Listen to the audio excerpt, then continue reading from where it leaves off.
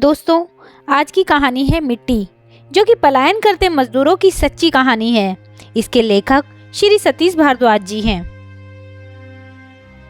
नारायण और उसकी पत्नी सरस्वती दोनों महाराजगंज से दिल्ली में आकर मजदूरी करते थे। दोनों ही एक फैक्ट्री में ठेकेदार के माध्यम से नौकरी करते थे। यमुना किनारे के खातर में बहुत सी झुग्गियां थी जिनमें ये दोनों रहते थे। वहाँ एक छोटी सी झोपड़ी किराए पर ले रखी थी। खाली जमीनों पर अवैध झुग्गियां बसाकर किराए पर देना एक अवैध परंतु संगठित व्यवसाय था भारत में, जिसमें बाहुबली और माफिया घुसे हुए थे। 3 वर्ष की एक बिटिया थी दोनों की, और सरस्वती 3 माह की गर्भवती थी। सरस्वती के नाम का अपभ्रंश अब सरस्वती हो गया था और नारायण को सब नारायण बोल देते थे। कोरोना महामारी ने भारत में दस्तक दे दी थी। नारायण और सरस्वती जैसे मजदूरों को कोरोना भी कुछ है, ये पता तब चला जब लॉकडाउन के कारण दिल्ली के बाजार पूर्णतया बंद हो गए। फैक्ट्री मालिकों को कभी इन मजदूरों से सीधे कोई संपर्क नहीं करता था। उसने इन्हें खुद तनख्वाह और कुछ अतिरिक्त पैसा दिया और बोल दिया था कि लॉकडाउन खुलने पर बुलवा लूँगा। दोनों अपने झोपड़े में रहते थे। गर्मी भी अब परवान पर थी। इनके हाथ में पैसा तो था, पर बाजार बंद होने के कारण कुछ मिल नहीं पा रहा था। जैसे तैसे करके कोई दुकान खुली मिल जाती तो उससे ही कुछ राशन ले लेते थे, वो भी महंगी दरों पर मिल रहा था। लेकिन ये लॉकडाउन की खामोशी कुछ ज़्यादा ही भयावह होती जा रही थी। पुलिस जहाँ भीड़ देखती वहीं खदेड़ देती। पूरी दुनिया मुंह लपेटे घूम रही थी। बहुत सारे मजदूर अपने घर की तरफ चल दिए थे, लेकिन ये दोनों रुके हुए थे। इनकी कॉलोनी में भी लोग आते थे, इनको मास्क और बिस्कुट बांटकर फोटो खिंचवाकर चले जाते थे। अफवाहों का दौर गर्म था। लोगों में तरह तरह की चर्चा थी कि हवा में भी फैल रही है ये बीमारी। अब लोग सभी अपने घरों की ओर चल दिए थे। कोई मौत को निश्चित मानकर अपने परिवार के पास जाने को आतुर था, तो कोई काम धंधा ना होने की मजबूरी में। सरस्वती अपनी छोटी बच्ची और अपने गर्भ के कारण हिम्मत नहीं जुटा पा रही थी। सरस्वती ने बिटिया को सुला दिया था और एक प्लास्टिक के टुकड़े से उसकी हवा कर रही थी। नारायण आया और एक पैकेट बिस्किट का सरस्वती को दे दिया। सरस्वती ने मुस्कुराकर अभिवादन किया। नारायण ने गंभीरता से कहा, सरस्वती वो ठेकेदार कहवन की गाड़ी जा रहन फैजाबाद तक। सरस्वती की आंखों में चमक थी। क्या सच? तो चलो। नारायण ने निराशा के साथ कहा, वो गाड़ी वाला वो दोनों का 5,000 रुपया मांग रहल। सरस्वती को झटका सा लगा। 5,000? इतना काहे? कोनो कोई जहाज में ले जाएगा नारायण? सब गाड़ियां बंद है, कर्फ्यू लगा है, पैदल चलने पर भी पुलिस डंडा मार रही है। सरस्वती ने कुछ सोचने के बाद कहा, इतने पैसे तो दे ही देंगे, यहाँ भी कब तक रहेंगे? राशन महंगा भी मिलना मुश्किल हो रहा है। वो खाना बांटने वाले भी कभी आते हैं तो कभी नहीं आते। जब आते हैं तब भी फ़ोटो ज़्यादा खींचते हैं। सरस्वती ने नारायण के हाथ पर हाथ रखकर कहा, एक बार गांव पहुंच जाएं तो कम से कम अपने परिवार से तो मिल लेंगे। सरस्वती की इस बात से नारायण भावुक हो गया। उसने बिटिया के सर पर हाथ फेरते हुए कहा, सब बोल रहे हैं कि ये बीमारी नहीं छोड़ेगी। अब जब मरना ही है तो अपने गांव में मरेंगे। पता नहीं यहाँ तो अग्नि भी नसीब होगी या नहीं। सरस्वती ने भी निराशा के से कहा, वो जर्मन बता रहा था कि मुर्दों को कंधे देने के को भी कोई तैयार नहीं है, सड़ रहे हैं मुर्दे। नारायण ने कुछ देर चिंतन किया और फिर निर्णायक शैली में बोला, सामान बांध, अब गांव में ही जाएंगे। ठेकेदार इन सब से पैसे ले रहा था, लेकिन फिर भी उसका अंदाज ऐसा था जैसे इन पर एहसान कर रहा हो। वो ही इन्हें ज़्यादा कमाई के सपने दिखाकर दिल्ली लाया था।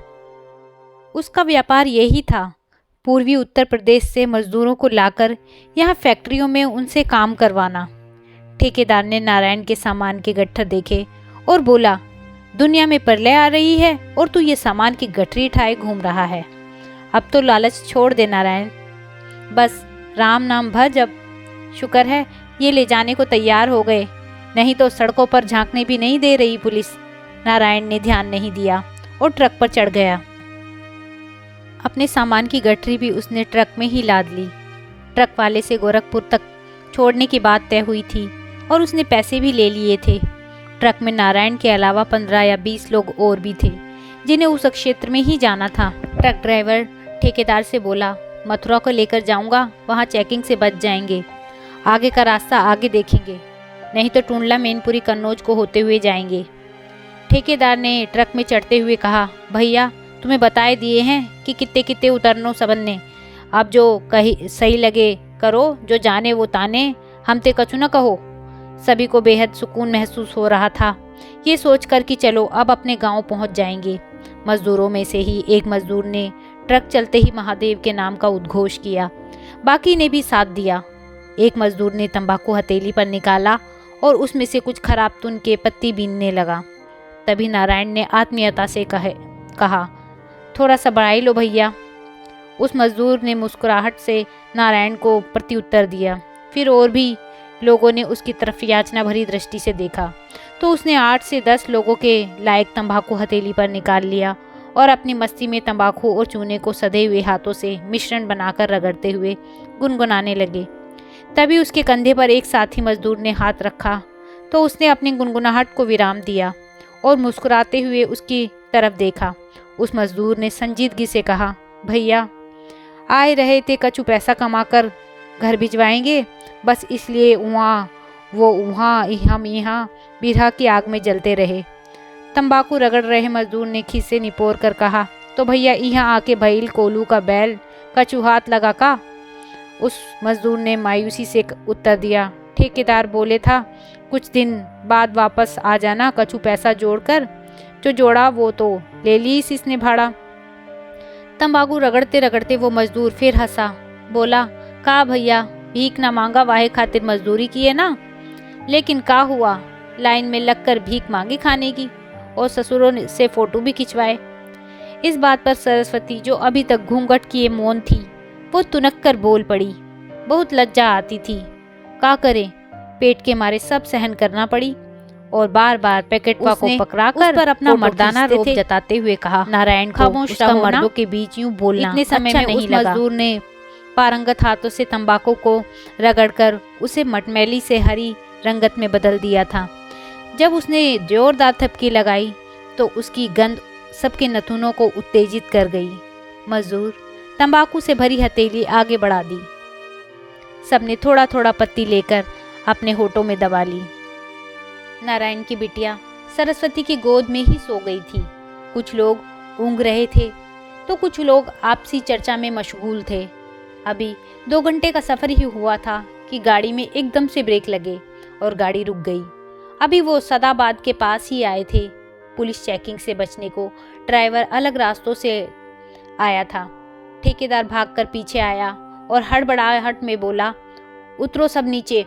फिर वो उन्हें सड़क से हटकर अलग रास्ते पर ले गया और आगे जाकर बोला, इस रास्ते से आगे जाकर सड़क पर मिलो सब, चेकिंग चल रही है, एक बार पकड़ लिया तो उसकी गाड़ी जब्त हो जाएगी और हमें तुम्हें कर देंगे बंद पूरे मास के लिए। मजदूरों के चेहरे पर अब परेशानी साफ दिखने लगी। उन्होंने पैसे सारे दे दिए थे। एक मजदूर बोला, अरे ठेकेदार साहब, पुलिस से कछु कह सुनकर देख लो ना। ठेकेदार ने माथे पर सलवट डालते हुए कहा, इतनी बुद्धि तो मुझे भी दी है भगवान ने, बात करेंगे भैया, इतनों को देखकर आगे ना जाने देंगे। नारायण थोड़ा हिचकते हुए बोला, वो आ तो जाएगा हमें लेने ठेकेदार साहब। ठेकेदार ने नारायण के कंधे पर हाथ रखते हुए कहा, नारायण तुम ही ना हो, हजारों को काम दिलवाया है यहाँ और अब उनके देश भी पहुँचा रहा हूँ। भैया यो विपदा ही ऐसी आई है, कम से कम अपने परिवार से तो मिल लेंगे। एक मजदूर ने गंभीर आवाज में कहा, यो बीमारी तो जी पता ना नहीं कितनों को मारेगी। अब तो बस इतना हो जाए कि अंतकाल में अपनी मिट्टी मिल जाए बाबूजी। उसकी इस बात से कई मजदूरों की आंखों में से पानी बह निकला। सरस्वती ने अपनी साड़ी के पल्लू से अपनी आंखें साफ की। ठेकेदार ट्रक वाले के साथ गया और वो सब बताए रास्ते के अनुसार चल दिए जहां उन्हें बताया था। वो सब वहां पहुंच गए। बहुत समय तक इंतजार भी किया। सूरज सर पर चढ़ाया था लेकिन ठेकेदार को कोई ठिकाना नहीं था। ठेकेदार का फोन भी नहीं उठ रहा था। काफी प्रयासों के बाद ठेकेदार ने नारायण का फोन उठाया और घबराहट में बोला, ओ नारायण भैया, सब आगे बढ़ लो, यहाँ से पुलिस ने गाड़ी जब्त कर ली। नारायण ने घबराहट में कहा, क्या कह रहे हो बाबूजी, हमारा क्या होगा इस प्रदेश में। फोन लाउड मोड पर था तो सभी सुन रहे थे। उधर से ठेकेदार ने कहा, भैया जैसा बोल रहे हैं वैसा करो, ना पुलिस आ रही है सबों को लेने, फिर डाल देंगे कहीं बंदी में, और यहाँ मरे तो भैया पता ना देह को अग्नि भी नसीब हो या ना हो। और इतना कहकर ठेकेदार ने फ़ोन काट दिया। अब सभी मजदूरों में घबराहट थी। तभी एक बोला, भैया यहाँ से तो चलो पहले, ना तो पुलिस आती ही होगी। जिस मजदूर ने चूना रगड़ा था एकदम से बोला, आती ना होगी भैया, भेजी होगी उस ठेकेदार ने, सब रुपया पैसा तो ठग ही लिए। अब ठेकेदार का फ़ोन भी बंद आ रहा था। पुलिस की एक गाड़ी आई और सभी को लठियाकर खदेड़ना शुरू कर दिया। वो सब गांव की पगडंडी की तरफ चले गए तो पुलिस वाले भी वहां से चल दिए। मजदूर अभी भी तय नहीं कर पा रहे थे कि करें तो क्या करें। अब किसी के पास ज़्यादा पैसा भी नहीं बचे थे। तभी एक मजदूर बोला, अरे ओ भैया, 84 कोस की परिक्रमा किए हो कभी? लगभग अधिकतर ने कहा किए है भैया। तब वो बोला, तो चलो फिर करते हैं डबल परिक्रमा, वैसे भी पैसा बचा नहीं, और भैया यहाँ रहो या अपने गांव में, ये बीमारी छोड़ेगी भी नहीं। नारायण ने दार्शनिक भाव से कहा, भैया जब मिटना ही है तो अपनी मिट्टी में जाकर मिटेंगे।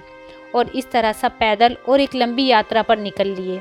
इनमें से सभी का गंतव्य 1000 किलोमीटर से भी ज़्यादा था। लेकिन जीवन भर मजदूरी करने वाला मेहनत से नहीं डरता। वो जानता है अपने शरीर की अंतिम सीमा तक उससे काम कैसे लेना है। उस पूरे दिन वो सभी चले और रात भी काफ़ी समय चलने के बाद एक जगह उन्होंने रात काटी। सुबह फिर चल दिए। अब उनके पास खाने की भी समस्या हो चली थी, परंतु देहात में उन्हें रास्ते में सहानुभूति भी खूब मिली और भोजन भी। देश का मीडिया 1947 के बाद के इस सबसे बड़े पलायन पर जमकर टीआरपी बटोर रहा था। लेकिन ये जो पलायन कर रहे थे, इनकी आंखों में बस अपने परिवार और अपने गांव था। इनमें से किसी को भी नहीं पता था कि वो एक बड़े वैश्विक मीडिया इवेंट के मुख्य पात्र हैं। ये पलायन मीडिया में अब कोरोना से ज़्यादा चर्चा बटोर रहा था। तभी चलते चलते सरस्वती को दर्द होने लगा। बाकी मजदूरों को आगे चलने को बोलकर नारायण अपनी बेटी और सरस्वती के साथ वहीं रुक गया। उसके साथ एक मजदूर और उसकी पत्नी और रुक गए। उस मजदूर ने नारायण की बेटी को एक बिस्किट जो उसे रास्ते में एक गांव में मिला था वो दिया। बिस्किट लेते ही उस बच्ची के थके हुए मासूम चेहरे पर एक सुंदर मुस्कान फैल गई, जैसे घुप अंधेरे में कोई रोशनी की किरण फैल जाती है। इस महामारी के दौर में भी प्रकृति ने अपनी अप्रतिम सुंदरता इस बच्ची के मुखमंडल पर बिखेर दी थी। सरस्वती एकदम से जमीन पर बैठ गई और पीड़ा से कर्राते हुए बोली, अब ना हो पाएगा, देह में बिल्कुल जान न बची है। पता नहीं पीड़ा बढ़ती ही जा रही है। और उसके मुख से एक कराहट निकली। नारायण ने उसके माथे पर हाथ फेरते हुए उसे पानी पिलाया और बोला, हे सरस्वती, थोड़ी हिम्मत करो रे। लेकिन सरस्वती की कर्राहा और पीड़ा बढ़ती ही गई। साथी मजदूर ने नारायण को कहा, अरे ओ नारायण, भौजाई को छाँव में बैठा, कुछ देर बाद आगे चलते हैं। नारायण ने परेशान होते हुए कहा, भैया यहाँ बियाबान में कहाँ रुकें, कोनो मदद भी ना मिले यहाँ तो। उस मजदूर ने कहा, नारायण आगे ना चल पाएंगे, भौजाई देख तो तनिक। सरस्वती को दोनों लोग उठाकर छाँव में ले गए। तभी नारायण ने ध्यान दिया कि सरस्वती को रक्तस्राव हो रहा है। सरस्वती की साड़ी रक्त से पूरी तरह खराब हो गई थी। सरस्वती दर्द से कर्रा रही थी। साथ में चल रही स्त्री ने नारायण और उसके साथी मजदूर को अलग जाने का इशारा किया और सरस्वती को संभालने में लग गई। उसने अपनी एक धोती से पर्दा कर दिया।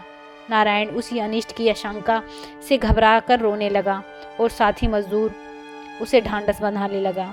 नारायण की बिटिया को नहीं पता था कि ये क्या हो रहा है, लेकिन वो माँ की दर्द भरी कर्राहट और नारायण का क्रंदन देखकर घबरा गई थी। नारायण को कुछ होश आया तो वो रोती हुई बिटिया को थोड़ा दूर ले गया, जहाँ उसके माँ के कर्राहट की आवाज़ कम हो रही थी। कुछ समय बाद जब सरस्वती शांत हो गई तो नारायण सरस्वती को देखने उसके पास आया। उस महिला ने सरस्वती को दूसरी साड़ी पहना दी थी और रक्त से सनी उसकी साड़ी वहीं पास में पड़ी हुई थी। उस महिला ने नारायण के पास आकर भीगी आंखों से कहा, भैया सरस्वती का लल्ला ना रहा। नारायण सरस्वती के पास गया और उसके सर पर हाथ फेरने लगा। उसकी बिटिया बुलबुलाते हुए उसकी गोद में छुप गई। दर्द से अब राहत थी, लेकिन हृदय में उसके अजन्मे बच्चे के यूं काल का ग्रास बन जाने के घाव थे। मानसिक पीड़ा उस दैहिक दर्द से भी ज्यादा थी।